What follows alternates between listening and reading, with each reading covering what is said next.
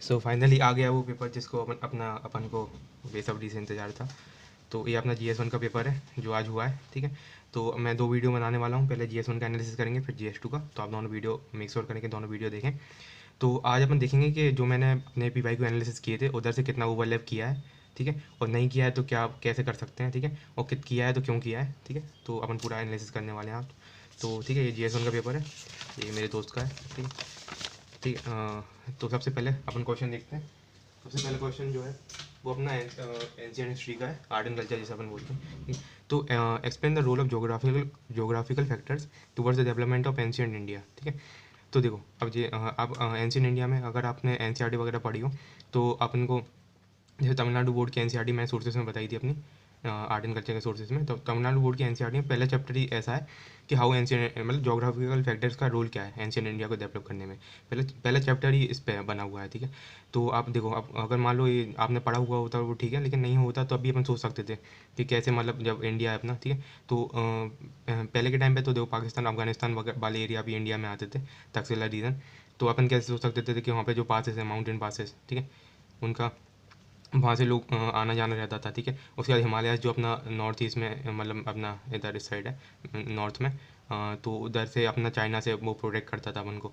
उसके बाद अपना कोस्ट लाइन है जो अपनी, ठीक है, वो उधर से अपन क्या बोलते हैं अपना मतलब कोस्ट लाइन से अपन ट्रेड करते थे इजिप्ट वगैरह साइड से, अफ्रीकन कंट्रीज से, इस तरह से। तो इस तरह से अपन देख सकते थे, और म्यांमार वाले रीजन से भी अपन जुड़े हुए थे कहीं ना कहीं, ठीक है। तो वहाँ से भी लोगों का आना जाना रहता था, ठीक है। तो मेनली जोग्राफिकल फैक्टर्स में आपको हिमालयस वगैरह ये सब कवर करना था, कोस्ट लाइन कवर करनी थी इंडिया की, ठीक है। माउंटेन पासेस जो हैं वो कवर करने थे, सी रूट्स हैं वो देखने थे, ठीक है।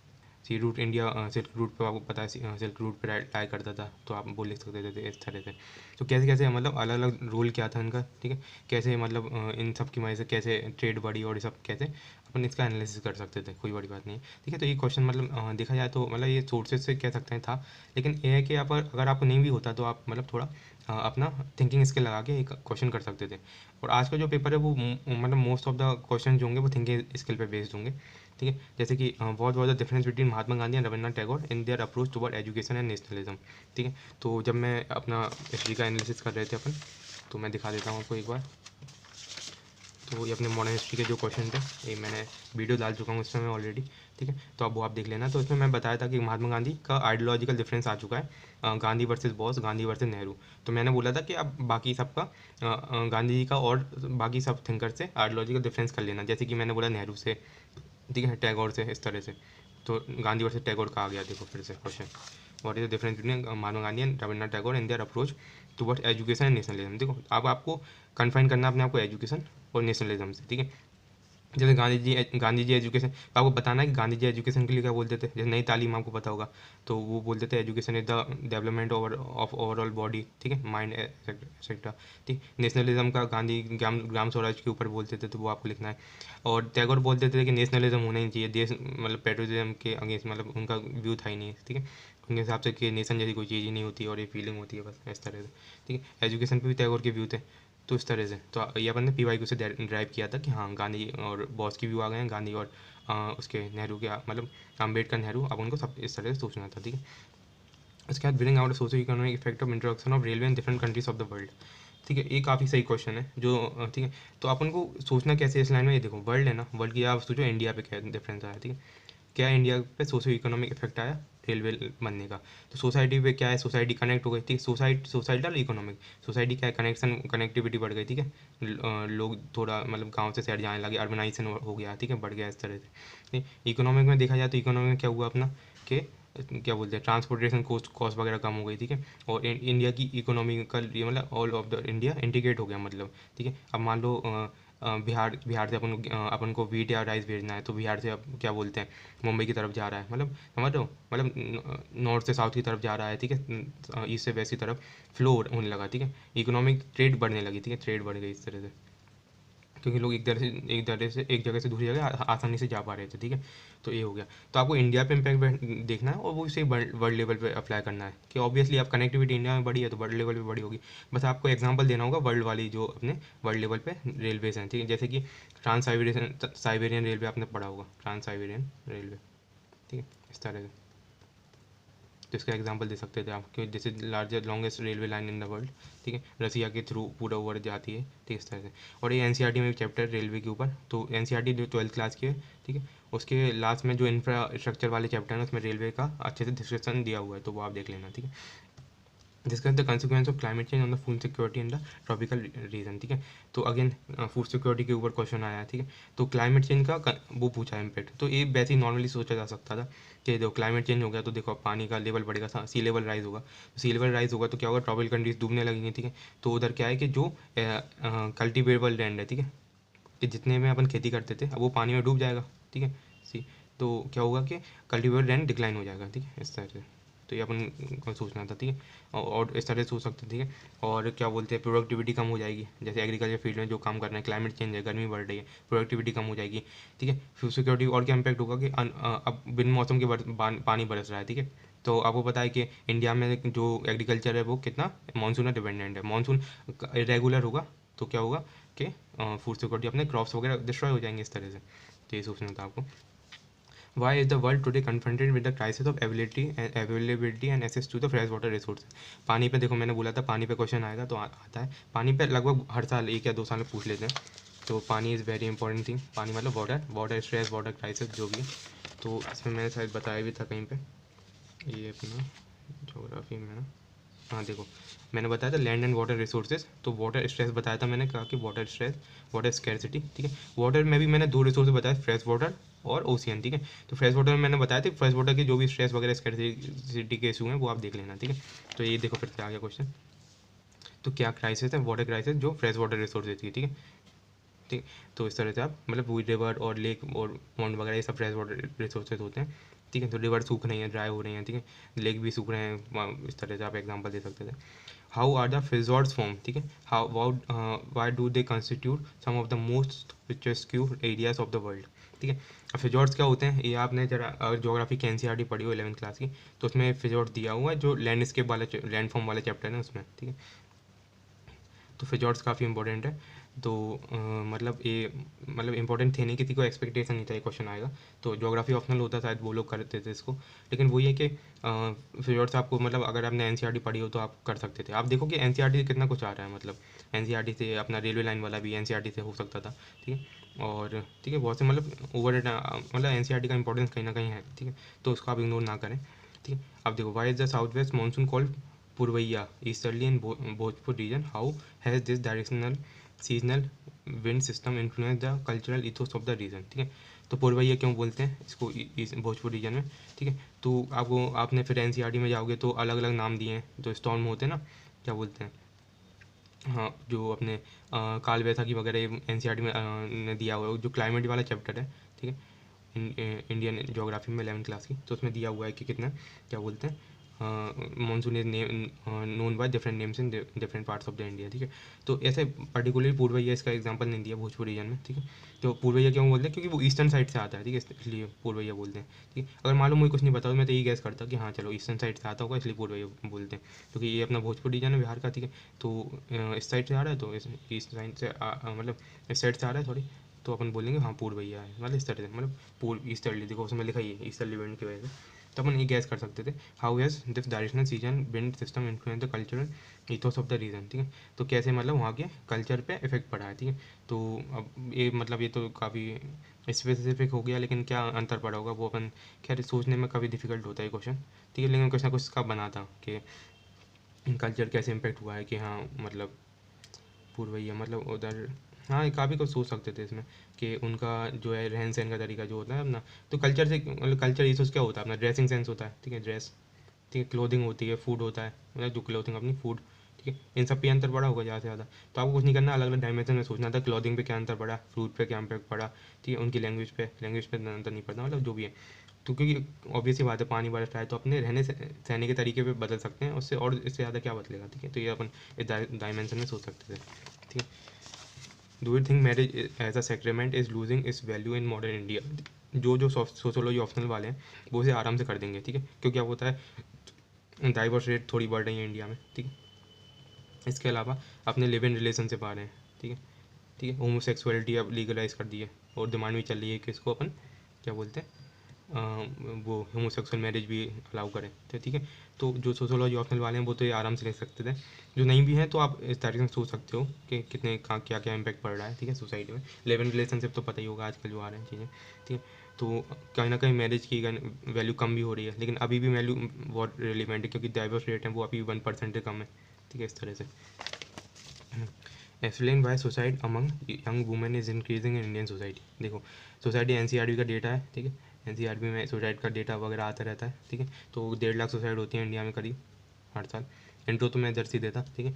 अब देखो, फिर से जो सोशोलॉजी ऑप्शनल वाले होते हैं वो आराम से कर लेते, कोई बड़ी बात नहीं थी, ठीक है। अब ये बोलें कि यंग वुमेन की क्यों इंक्रीज़ हो रही है, आपको पता होगा ये मतलब मैन की सुसाइड वुमेन से थोड़ी ज़्यादा है, ठीक है, लेकिन अब यंग वुमेन की भी इंक्रीज़ हो रही है। तो क्योंकि अब इसमें अपन को सोचना है, ठीक है, अपन को नहीं पता मान लो, तो अपन सोचेंगे कि हाँ कहीं ना कहीं फाइनेंशियल प्रेशर, मतलब अपन को एक फाइनेंशियल प्रेशर तो देखो हर चीज़ में डाल सकते हैं कि ऑब्वियसली कोई इंसान सुसाइड कर रहा है तो फाइनेंस का कहीं ना कहीं कंस्ट्रेंट रहता ही है।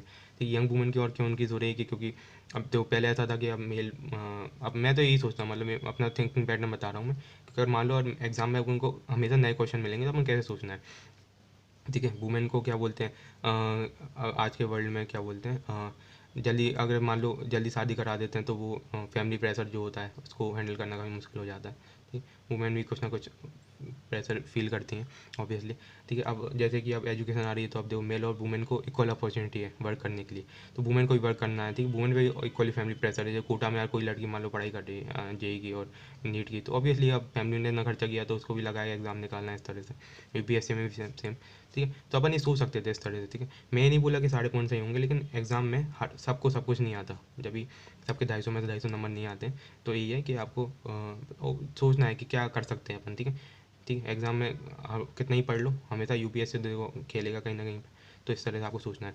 Child curling is now being replaced by mobile phones, discuss इस impact on the socialisation of children, ठीक है। अगेन सोशोलॉजी ऑप्शनल वालों के लिए तो बहुत आसान होता है, तो क्या बोलते हैं, अब देखो मोबाइल फ़ोन से ये बोलें कि पहले तो देखो बच्चा रोता था तो मम्मी लोरी सुना देती थी, ठीक है, चल दुलारना है ना, दुलारना कर लें, ठीक है। अब क्या होता है, मम्मी मोबाइल थमा देती हैं, बेटा लो देख लो, ठीक है, बच्चे कार्टून देखते हैं मोबाइल में। तो क्या इसका इम्पैक्ट क्या होता है, सोशलाइजेशन ऑफ चिल्ड्रन, ठीक है। तो बच्चे पूरी तरह तो कितना ज़्यादा बच्चों का मतलब सोशलाइजेशन अच्छे से नहीं हो पाता, जब मैंने देखा है कि मतलब ऐसा है कि अगर माँ बच्चे को लोरी सुनाती है, ठीक है, तो बच्चे का एक मेंटल डेवलपमेंट होता है जो मोबाइल फ़ोन से नहीं हो सकता, ठीक है। मोबाइल फ़ोन इज़ लाइक उनकी आंखें ख़राब होंगी और कुछ नहीं, ठीक है, इस तरह से आप सोच सकते थे, तो उनकी हेल्थ पे इम्पैक्ट होगा, ठीक है। और उनका जो फ्यूचर में जो बच्चे 0 से 5 साल की जो एज होती है उसमें बच्चे का ब्रेन डेवलपमेंट होता है, ठीक है। तो अगर मान लो उस एज में बच्चे का ब्रेन डेवलपमेंट अच्छे से नहीं हो रहा है तो वो फ्यूचर में उसको कंसिक्वेंस फेस कर देंगे, वो पढ़ाई में अच्छा नहीं होगा, स्पोर्ट्स में अच्छा नहीं होगा बच्चा, इस तरह से।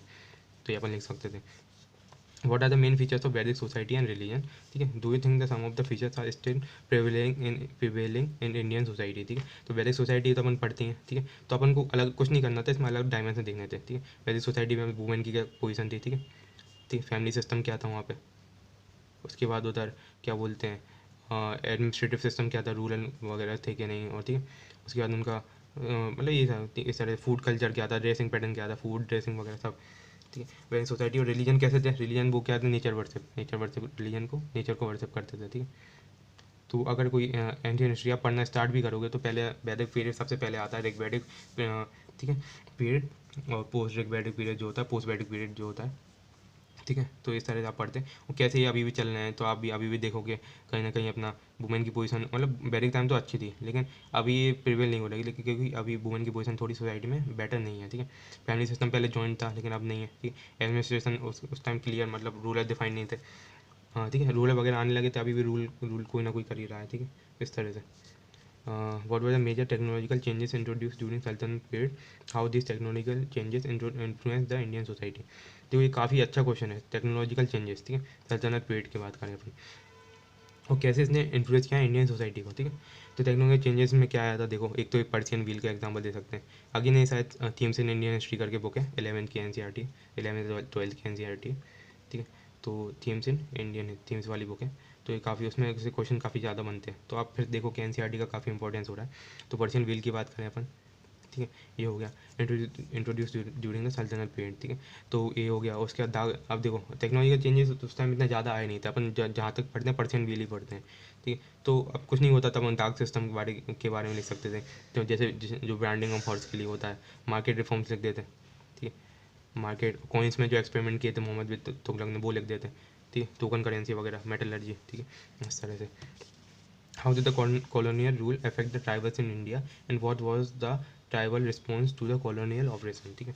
तो हाँ, तो कैसे कॉलोनी अगेन, ठीक है, अगेन ये सोशोलॉजी ऑप्शनल वाले कर देते हैं आराम से, ट्राइबल पूरा चैप्टर होता है उनके में, ठीक है। तो कैसे कॉलोनियल रूल ने उनको अफेक्ट किया, कैसे वो ठीक है। तो आपने जो अपने ये स्पेक्ट्रम में दिया हुआ है, जैसे कि आपने पढ़े होंगे ट्राइबल रिवोल्ट्स वगैरह ना, ट्राइबल रिवोल्ट्स, तो उधर से क्वेश्चन बना है ये वाला, ठीक है। तो ट्राइबल रिवोल्ट सारे दिए हुए हैं, क्या कॉजेज थे, कैसे उनने, कैसे वो, क्योंकि ब्रिटिश सोचते थे कि ट्राइबल्स आर अनसिविलाइज पीपल, ठीक है, उनको अनसिविलाइज समझते थे, और उनको सिविलाइज कर मतलब वो सेटल पॉपुलेशन में ज़्यादा वो करते थे, सेटल्ड, तो उनको उनके हिसाब से लोग एक जगह मतलब स्थिर होने चाहिए, ठीक है। तो ट्राइबल्स क्या है, मूव करते रहते थे इधर से उधर, ठीक है। तो काफ़ी अब ब्रिटिश क्या करती थी कि मतलब जमींदार अपने अपॉइंट कर दिए वहाँ पे रीजन में, ठीक है, उनके लैंड पे कब्जा कर लिया, ठीक है, लैंड एक्विजिशन कर लिया ट्राइबल्स का, ठीक है। तो उससे अपने क्या रिवोल्ट हो गए थे, ठीक है, जैसे कि सांथल रिवोल्ट हो गया, ठीक है, सांथल, पहाड़िया, ठीक है, ये सब रिवोल्ट हुए थे उस टाइम पे। तो आपने पूरे स्पेक्ट्रम में दिए हुए हैं, तो ये तो आराम से मतलब अपने सोर्सेज से हो जाता, कोई बड़ी बात नहीं थी। Comment on the resource potential of the long coast line of India, highlight the status of natural hazard preparedness in these region areas, ठीक है। लॉन्ग कोस्ट लाइन पे देखो डेक्कन ट्रैप पे क्वेश्चन बन चुका है, मैंने बताया था ये सारे, रुक जाओ जोग्राफी में देखते हुए, ये अपना ये इन सब पे मैं वीडियो बना चुका हूँ सारे पीवाई को एनालिसिस पे, तो आप देख लेना, आप कंपेयर कर लेना, ठीक है, कहाँ से क्वेश्चन बना है कहाँ से नहीं बना है, ठीक है। तो जैसे कि Deccan trap, geographical features, ocean current, tropical cyclone, जो साइक्लोन है, साइक्लोन का मैंने बताया था कलर कोडिंग जो वार्निंग सिस्टम है, ठीक है, उसके बारे में बताया था, इस पर क्वेश्चन आ चुका है 2022 में, ठीक है। और इसके अलावा एक डेक्कन ट्रैप पे क्वेश्चन आया था अपना, ठीक है, वो शायद मैं इसमें लिखा नहीं है, हाँ। तो वार्निंग सिस्टम है और डेक्कन ट्रैप पे क्वेश्चन आ चुका है अपना। तो डेक्कन ट्रैप पे आया तो समझ लो डेक्कन ट्रैप मतलब साउथ में, ठीक है, और वो लॉन्ग कोस्ट लाइन का अपना जो इम्पैक्ट है, ठीक है। तो ये अपन मतलब लिख सकते थे, कोई बड़ी बात नहीं थी, पीवाई से रिपीटेड थी में। और क्या स्टेटस है नेचुरल हजार्ड प्रिपेयर्डनेस का, ठीक है। जब कलर कोडेड साइक्लोन वार्निंग पे बन चुका है क्वेश्चन, ठीक है, तो आपको बाकी नेचुरल हजार्ड भी प्रिपेयर होने चाहिए, ठीक है। जैसा कि मैंने इसमें बताया डिजास्टर, लैंडस्लाइड, वॉल्केनो, तो ये सब आपको प्रिपेयर होने चाहिए थे, ठीक है। तो ये भी अपना पीवाई से रिपीटेड थी में, ठीक है। And identify and discuss the factor responsible for diversity of natural vegetation in India, the significance of wildlife sanctuary in rainforest region of India, ठीक है। तो डाइवर्सिटी ऑफ नेचुरल वेजिटेशन पूरा एनसीईआरटी पे एक चैप्टर है, ठीक है। नेचुरल वेजिटेशन सारी बताई है, tropical rain forest, tropical deciduous forest, thorn forest, सारे दिए हैं उसमें। तो मेरे हिसाब से तो एनसीईआरटी की फिर से इंपॉर्टेंस आ जाती है यहाँ पे, ठीक है। और इधर वाइल्ड लाइफ सेंचुरी का क्या इंपॉर्टेंस है रेन फॉरेस्ट में, तो इसका एग्जांपल आप देख सकते थे वाइल्ड लाइफ सेंचुरी वगैरह का, ठीक है, जो अपना साउथ में जो रीजन है अपना, ठीक है, नीलगिरी वाला, नीलगिरी हिल्स, उधर से जो wild life sanctuary national park जो पूरा रीजन है, ठीक है। तो वो काफ़ी इंपॉर्टेंट है साउथ के मतलब उस रीजन की जो वाइल्ड लाइफ रिसोर्सेज हैं उनको प्रोटेक्ट करने के लिए, ठीक है। तो इस तरह से और भी आप जैसे अपना अंडमान निकोबार में जितने भी नेशनल पार्क है वहाँ भी रेन फॉरेस्ट है, तो उधर भी कहीं ना कहीं इसका बहुत ज़्यादा इंपॉर्टेंस, ठीक है, वाइल्ड लाइफ सेंचुरीज़ का, ठीक है। वाइल्ड लाइफ सेंचुरीज का पूछा है तो आप नेशनल पार्क और प्लस वाइल्ड लाइफ सेंचुरीज दोनों का इम्पैक्ट लिख सकते थे, ठीक है, क्या एक सिग्निफिकेंस है, ठीक है। How why the human development fail to keep pace with economic development in India, ठीक है। तो ये ह्यूमन जोग्राफी का क्वेश्चन है, ठीक है। ह्यूमन जोग्राफी अपनी बुक है 12th क्लास की एनसीईआरटी, ठीक है। तो ये जोग्राफी ऑप्शनल वाले भी आराम से कर लेते हैं। तो ह्यूमन जोग्राफी फिर से एनसीईआरटी का बहुत ज़्यादा इंपॉर्टेंस हो रहा है, तो मैं फिर से बोलूँगा कि एनसीईआरटी पे ध्यान दो, स्पेशली जीएस 1 में। तो जीएस 1 में आप हिस्ट्री पढ़ते हैं, अपन स्पेक्ट्रम पढ़ रहे हैं तो आप थीम्स वाली बुक भी देखो, ठीक है, प्रीलिम्स में भी उधर से क्वेश्चन बन जाते हैं, ठीक है। और ठीक है, थीम्स अपनी 12th की एनसीईआरटी है और अपनी जोग्राफी की एनसीईआरटी तो मतलब लिटरली जोग्राफी में तो एनसीईआरटी से बेटर क्या हो सकता है, मतलब रिजॉर्ट वाला क्वेश्चन भी आया है, ठीक है। और ये ह्यूमन डेवलपमेंट वाले बहुत से क्वेश्चन है, ठीक है। तो why the human development fail to keep with the economic, ठीक है। ह्यूमन डेवलपमेंट अच्छे से नहीं हो रहा है, इकोनॉमिक डेवलपमेंट फिर भी हो रहा है। जैसे इंडिया में जीडीपी बढ़ती जा रही है, we are like the 5th largest GDP in the world in terms of nominal GDP and 3rd in terms of purchasing power parity. But human development में इंडेक्स में अपन एचडीआई में पीछे हैं, ठीक है। तो ये अपन लिख सकते थे कि एचडीआई में पीछे क्यों, क्योंकि अपने सोशो इकोनॉमिक इंडिकेटर्स हैं वो सही नहीं है, ठीक है। जैसे कि अपना एजुकेशन हो गया, ठीक है, और अपना एजुकेशन के अलावा अपना क्या हो गया, एजुकेशन हो गया, हेल्थ हो गया, ठीक है। इसमें अपन पीछे लैग कर रहे हैं, ठीक है। जब तक ये सही नहीं होगा जब तक अपना क्या बोलते हैं ह्यूमन डेवलपमेंट सही नहीं होगा, ठीक है, इस तरह से। और अपने सोशल इल्स है जैसे सोसाइटल पैट्रियार्ची है जो भी अफेक्ट कर रही है, सोशल डायमेंशन दे सकते थे अपन, ठीक है, इस तरह से। हाँ, तो ये हो गया। From being a net importer of food importer in 1960, India has emerged as a net exporter in the world provide reasons. ठीक है, तो अगेन क्या बोला ग्रीन रिवॉल्यूशन के बारे में. तो ग्रीन रिवॉल्यूशन में कितनी बार बताया है कि बहुत इंपॉर्टेंट थीम है, ग्रीन ब्लू, ठीक है, पिंक येलो सारे रिवॉल्यूशन. तो मैंने अच्छे से मेंशन किया है कि blue revolution green revolution question आ चुका है. ठीक है, तो मैंने बोला था बाकी रिवॉल्यूशन कर लेना, पिंक येलो. ठीक है, हाँ ठीक है. तो ये है क्वेश्चन कैसे रिपीट हो रहे हैं. तो आप देखो मतलब पीवाईक्यू कितने ज़्यादा इंपॉर्टेंट हो रहे हैं थीम्स पता करने के लिए. पीवाईक्यू से कितना ज़्यादा रिपीटेशन हो रहा है. ठीक है, अगर मान लो इनमें से जो मैं क्वेश्चन बता रहा हूँ यहाँ पे, अगर आपको कोई भी डाउट लगता है, ठीक है, तो आप कमेंट में पूछ लेना. ठीक है, कोई सा क्वेश्चन आपको सॉल्व चाहिए, ठीक है, तो आप मुझे टेलीग्राम पे मैसेज कर देना, टेलीग्राम की लिंक डालिए, तो मैं आपको आंसर लिख के भेज दूँगा. ठीक है, और ठीक, अगर आप एक पेपर सॉल्व खुद से सॉल्व कर रहे हैं तो आप अपने आंसर लिख के मुझे भेज देना. ठीक है, डज अर्बनाइज, अभी 3 सोसाइटी के क्वेश्चन होते हैं आखिरी के. तो that urbanisation led to more segregation in marginalisation और पुअर इन मेट्रोपोलिसेस. ठीक है, तो अगेन फिर से कितना इंपॉर्टेंट क्वेश्चन, ये मतलब सोशोलॉजी ऑप्शन वालों के लिए तो बिल्कुल फिंगर टिप्स पे हो जाता है क्वेश्चन. ठीक है, मार्जिनलाइजेशन कैसे हो रहा है, सेग्रीगेशन कैसे हो रहा है, स्लम्स के बारे में आपको पता होगा, स्लम्स बन रहे हैं. ठीक है, और आपको सब अर्बन एरियाज जो बन रहे हैं. ठीक है, क्योंकि अब मेट्रो बड़ी बड़ी सिटीज़ नहीं बड़ी हो गई हैं कि हर किसी को हाउसिंग अपॉर्चुनिटीज़ नहीं मिल पा रही हैं, तो स्लम्स का वो हो रहा है, ग्रोथ हो रही है. जैसे धारावी स्लम्स हो गए. सब अर्बन एरियाज होता है, मान लो ये मेन अर्बन एरिया है तो इसके पास वाला ही, ठीक है, आउटर जो इसका एरिया होता है उसे सब अर्बन एरिया बोलते हैं. ठीक है, तो वो बढ़ रहा है. ठीक है, मार्जिनलाइजेशन कैसे हो रहा है कि ठीक है अब बेसिक नेसेसिटीज़ नहीं है स्लम्स में. ठीक है, तो बेसिक नेसेसिटीज़ ऑफ लाइफ, ठीक है, ये नहीं मिल पा रही हैं. ठीक है, अब ये नेगेटिव पॉइंट ऑफ व्यू लिखते हैं, इसके अलावा हम पॉजिटिव भी लिखते हैं कि स्टिल कि अब urban areas provide more opportunities भी तो बढ़ रही हैं. ठीक है, अब गांव में थोड़ी ना इतने अच्छे स्कूल हैं जितने शहर में हैं. तो ठीक है, तो अब जहाँ नेगेटिव हो रहा है वहाँ पॉजिटिव भी हो रहा है. तो आपको बताना है कैसे सेग्रीगेशन और मार्जिनलाइजेशन हो रहा है पुअर का, और कैसे अपॉर्चुनिटीज़ क्रिएट हो रही हैं. ठीक है, इस तरह से. Why is caste identity in India both fluid and static. तो फिर से सोशोलॉजी ऑप्शनल आराम से कर देता है कोई भी इंसान होता. तो कैसे फ्लूइड है, फ्लूइड मतलब और स्टैटिक. ठीक है, फ्लूइड मतलब हो रहा है कि कैसे अपन कास्ट मिक्स हो रही हैं. अब देखो आप जैसे अर्बन एरियाज़ में हो, ठीक है, अर्बनाइजेशन की बात करो तो कास्ट अब मिक्स हो गया. मतलब ऑक्यूपेशन जो है, पहले कास्ट डिसाइड करती थी ऑक्यूपेशन बेसिस, अब कास्ट का बेसिस पे ख़त्म हो गया है. ठीक है, कोई भी टीचर बन सकता है, कोई भी पढ़ा सकता है, जरूरी नहीं ब्राह्मणी टीचर हो. ठीक, कोई भी आर्मी में जा सकता है, जरूरी नहीं क्षत्रिय आर्मी में जाए. ठीक है, इस तरह से. तो कास्ट में हर ऑक्यूपेशन बेस्ड सेग्रीगेशन हट गए हैं. ठीक है, और जो रूल्स होते थे खाने पीने के ब्राह्मण शूद्र के संग नहीं खा सकता, ये सब भी कम हो रहे हैं. ठीक है, स्टैटिक कैसे है कि पॉलिटिसाइजेशन ऑफ कास्ट हो रहा है. ठीक है, कैसे कास्ट पॉलिटिक्स में इंपॉर्टेंस रोल प्ले कर रही है. ठीक है, पॉलिटिसाइजेशन ऑफ कास्ट हो रहा है. ठीक है, कहीं ना कहीं कास्ट बेस्ड पॉलिटिकल पार्टी आ रही हैं जैसे बहुजन समाज पार्टी वगैरह, इस तरह से. ठीक है, और रिजर्वेशन तो अभी भी कास्ट को जिंदा रखा है. ठीक है, इस तरह से. ठीक, मैं रिजर्वेशन अगेंस्ट नहीं हूँ, लेकिन ये सोशोलॉजिकल व्यूज़ हैं, सब सोशोलॉजी में अपन पढ़ते हैं इस तरह से. Discuss the impact of post liberal economy on ethnic identities and communalism. ठीक है, तो पोस्ट लिबरल इकोनॉमी मतलब 1991 की बात की, एलपीजी रिफॉर्म्स की बात की इकोनॉमी. ठीक है, ठीक है, तो कैसे इथनिक आइडेंटिटीज़ और कम्युनलिज्म पे इम्पोर्टेंट. एथनिक आइडेंटिटीज़, ठीक है, अगेंस्ट सोचो वालों के लिए बहुत इंपॉर्टेंट होता है, मतलब आसान होता है. एथनिक आइडेंटिटीज़ मतलब देखो अब नॉर्थ ईस्ट के लोग मतलब दिल्ली में आके काम कर रहे हैं. ठीक है, तो कहीं ना कहीं पर मिक्सचर हो रहा है. ठीक है, तो इंडिया इज़ मूविंग टूवर्ड्स, ठीक है, कैसे इंडिया इज़ मूविंग टूवर्ड्स, पहले अपनी सोसाइटी थी मतलब असिमिलेटेड थी, अब एसिमिलेटिव से अपन मेल्टिंग पॉट सोसाइटी की तरफ जा रहे हैं. ठीक है, मेल्टिंग पॉट मतलब सारे जो कल्चर है वो मिक्स हो रहे हैं. ठीक है, अब दिल्ली में आप आओगे तो आपको राजस्थान का दाल बाटी भी मिल जाएगा, गुजरात का ढोकला भी मिल जाएगा. ठीक है, और साउथ का इडली सांभर मिल जाएंगे, तो सब कुछ मिक्स हो रहा है. ठीक है, तो इतनी आइडेंटिटीज जो है अब वो कम मिक्स हो रही है. कम्युनलिज्म लेकिन बढ़ सकता है क्योंकि दिल्ली में रियोट्स आपने देखा, बड़े बड़े शहरों में रियोट्स ज़्यादा होते हैं, तो बड़े बड़े शहरों में एनोनिमिटी ज़्यादा होती है. एनोनिमिटी, एनोनिमिटी लोग एक दूसरे को जानते नहीं है. ठीक है, तो अब गांव में थोड़ा ना दंगे होंगे, गांव में दंगे होंगे तो लोग भाई तुम जब तक मतलब दंगे होंगे तो लोग गांव में क्या है जानते हैं एक दूसरे को. ठीक है, कॉन्टेक्ट बहुत अच्छा है. ठीक है, इस तरह से. अब देखो अब इधर पोस्ट लिबरल इकोनॉमी का यूज़ किया है. ठीक है, ये ऐसे नहीं लिखा कि ऑल ओवर इंडिया. ठीक है, पोस्ट लिबरल इकोनॉमी में क्या हुआ है, ऐसा ही क्यों यही वर्ड क्यों यूज़ किया. ठीक है, क्यों अपन ने 1991 के पहले भी तो दंगे होते थे. तो पोस्ट लिबरल इकोनॉमी के बाद अर्बनाइजेशन थोड़ा बढ़ गया है क्योंकि दो ग्रोथ ऑफ अर्बन सेंटर्स की वजह से बाहर की कंपनीज आ रही हैं, जॉब वॉब देने लगी हैं. ठीक है, तो अब लोग क्या करते हैं भाई पूरी ऑल ओवर इंडिया से एक जगह जैसे दिल्ली में आके इकट्ठे हो रहे हैं. ठीक है, इस तरह से. ठीक है, तो ऑब्वियसली वहाँ की इतनी आइडेंटिटीज कम हो रही हैं. ठीक है, अब लोग इतनी सारी जगह की एक संग आ रहे हैं तो कम्युनलिज्म थोड़ा, ठीक है, रिवॉर्ड्स दंगे मंगे ये सब चीज़ें हो जाती हैं. तो इस तरह से. तो ये इसलिए पोस्ट लिबरल इकोनॉमी का वर्ड यूज़ किया है. ठीक है, इस तरह से. तो ये ठीक है, मैं थोड़ा मैं ये नहीं बोला, मैं पूरे आंसर लिख के नहीं बताया, मैं ऐसे 1-2 पॉइंट्स कैसे अपन सोच सकते थे ये बता रहा हूँ, ठीक है। तो ब्रेनस्टॉर्म किया है मैंने सारे क्वेश्चन को लगभग, और अपने सोर्सेज देखे हैं। तो एनसीईआरटी अगेन मैं बोलूँगा, एनसीईआरटी आर वेरी इंपॉर्टेंट, ठीक है।